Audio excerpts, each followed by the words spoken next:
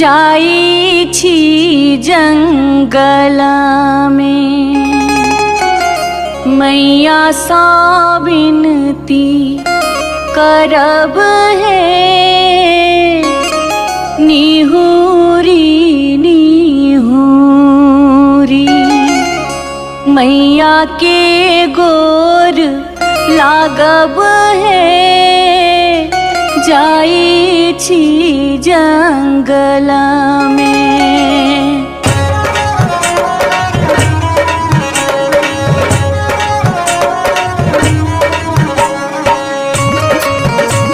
अपने सुन रहे थी गंगा कैसेट की प्रस्तुति।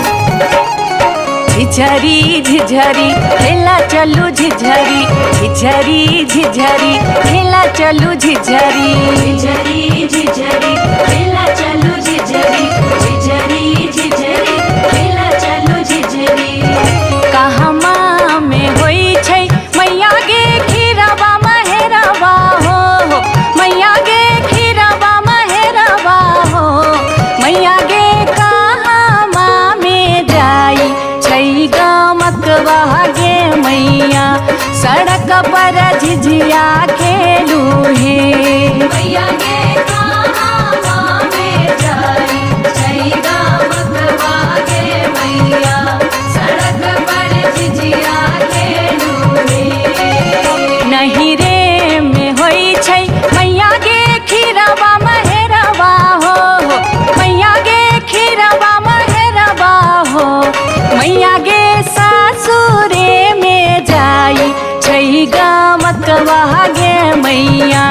सड़क पर झिझिया खेलू हे मैया गे सासुरे में जाई छै गमकवा गे मैया सड़क पर झिझिया खेलू हे।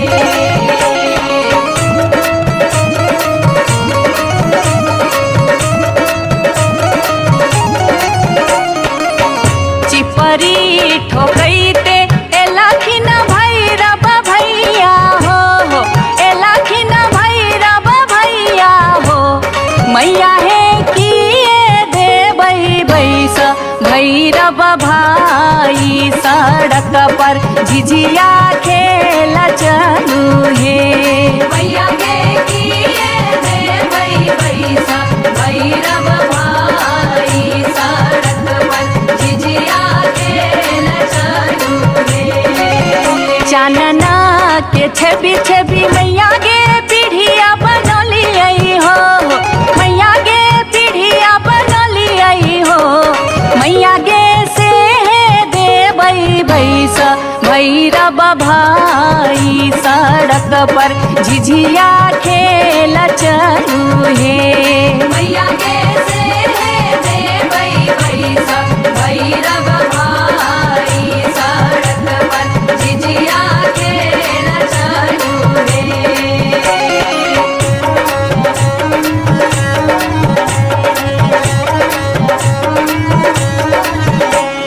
सात बहिनी मैया जी एके गो भैरव भैया बहिनी लागी